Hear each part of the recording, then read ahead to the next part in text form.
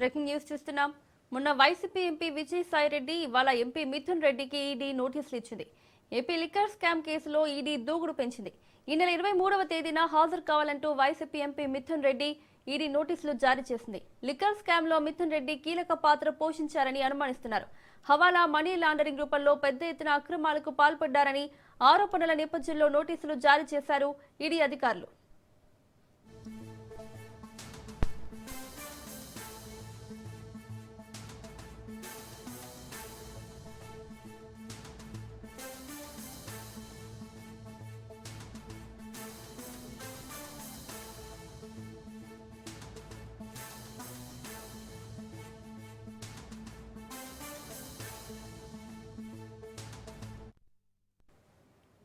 మొన్న YCP MP Vijayasai Reddy ఇవాళ MP Mithun రెడ్డికి ఈడీ నోటీసులు ఇచ్చింది.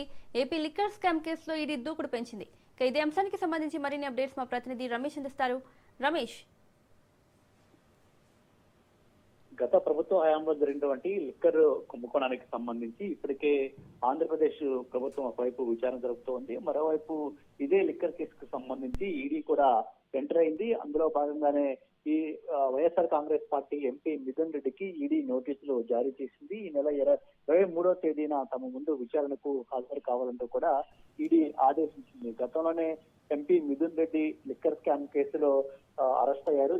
ఇక్కడ వెళ్లి రావడం జరిగింది. ప్రస్తుతం ఆయన బెయిల్ పైన ఉన్నటువంటి పరిస్థితి కూడా ఉంది. లిక్కర్ కేసుకు సంబంధించి ఒకవైపు ఏపీ ప్రభుత్వం విచారణ జరుపుతూ ఉండగానే మరోవైపు ఇటు ఈడీ ఎంటర్ కావడం కూడా కొంత ఆసక్తికర పరిణామంగా చెప్పుకోవచ్చు. ఎందుకంటే ఈ లిక్కర్ కేసులో ఇటు వైఎస్ఆర్ కాంగ్రెస్ పార్టీకి సంబంధించిన అనేక మంది కీలక నేతలు ఉన్నారని ఏపీ ప్రభుత్వం మొదటి నుంచి చెప్తూ ఉంది. ఈ నేపథ్యంలో ఈ కేసుకు సంబంధించినటువంటి విచారణ అయితే కొనసాగిస్తూ ఉంది. ఇక లిక్కర్ కేసుకు సంబంధించి ఇప్పటికే విజయసాయి రెడ్డిని కూడా విచారణకు ఈ నెల 22వ తేదీన హాజరు కావాలంటూ ఈడీ ఆదేశించింది. ఇప్పుడు మిథున్ రెడ్డి కూడా విచారణకు హాజరు కావాలని ఆదేశించిన నేపథ్యంలో లిక్కర్ స్కామ్ కు సంబంధించి రానున్నటువంటి రోజుల్లో ఏం జరగబోతుందనే ఉత్కంఠ అయితే వైఎస్ఆర్ కాంగ్రెస్ పార్టీ వర్గాల్లో నెలకొని ఉంది. రమేష్, అలాగే హవాలా, మనీ లాండరింగ్ రూపంలో పెద్ద ఎత్తున అక్రమాలకు పాల్పడ్డారనే ఆరోపణలున్నాయి. సో ఈ ఆరోపణలలో ఎంతవరకు వాస్తవం ఉంది?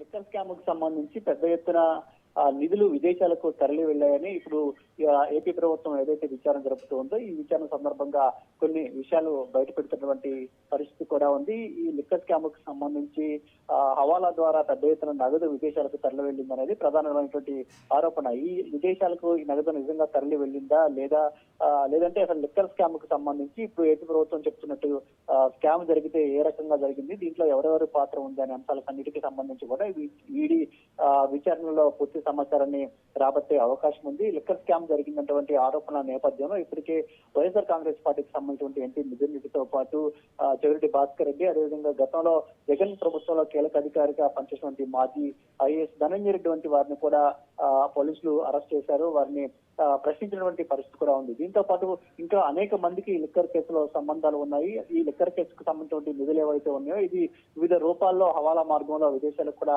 తరలి వెళ్ళిందనే ఆరోపణలు కూడా ఉన్నాయి. ఈ ఆరోపణల నేపథ్యంలోనే ఈడీ కూడా ఎంటర్ అయింది. ఈడీ ఇప్పుడు ఈ విచారణ సందర్భంగా నిజంగా మనీ ఇతర దేశాలకు హవాలా మార్గంలో వెళ్ళిందా లేదంటే అసలు లిక్కర్ కేసులో నిజంగా అవినీతి జరిగిందా లేదా అనేటువంటి అన్ని అంశాలపైన పూర్తి స్థాయిలో విచారణ జరపనుంది. ఒకవైపు వైఎస్ఆర్ కాంగ్రెస్ పార్టీ మాత్రం లిక్కర్ కేసుకు సంబంధించి గత ప్రభుత్వ హయాంలో ఎక్కడా ఎలాంటి అవినీతి జరగలేదు, కేవలం కూటమి ప్రభుత్వం ఉద్దేశపూర్వకంగానే తమ పైన కేసులు పెడుతుందంటూ కూడా వైఎస్ఆర్ కాంగ్రెస్ పార్టీ కానీ ఆ పార్టీ అధినేత కానీ ఆరోపిస్తున్నటువంటి పరిస్థితి కూడా ఉంది. ఈడీ కూడా ఎంటర్ అయినటువంటి నేపథ్యంలో దీనికి సంబంధించినటువంటి విచారణలో అసలు వాస్తవాలు అయితే బయటకు వచ్చే అవకాశం ఉన్నాయి. ఒకవైపు మాజీ ఎంపీ విజయసాయి రెడ్డి నెల 22వ తేదీన ఈడీ ముందు హాజరవుతున్నారు. మరోవైపు 23వ తేదీన ఈడీ ముందు హాజరు కావాలంటూ ఎంపీ మిథున్ రెడ్డి కూడా ఇప్పుడు నోటీసులు వచ్చినటువంటి నేపథ్యంలో ఈడీ అడిగినటువంటి ప్రశ్నలకు వైఎస్ఆర్ కాంగ్రెస్ పార్టీ నుంచి ఎలాంటి సమాధానం రాబోతూ ఉంది, లిక్కర్ స్కామ్ కు సంబంధించి వారు ఎలాంటి సమాచారాన్ని ఇవ్వబోతూ ఉన్నారు, అదే సందర్భంలో ప్రభుత్వం రాష్ట్ర ప్రభుత్వం చేసినటువంటి విచారణ ఏ విధంగా కొనసాగుతుందని అన్ని అంశాలు కూడా ఈడీ విచారణలో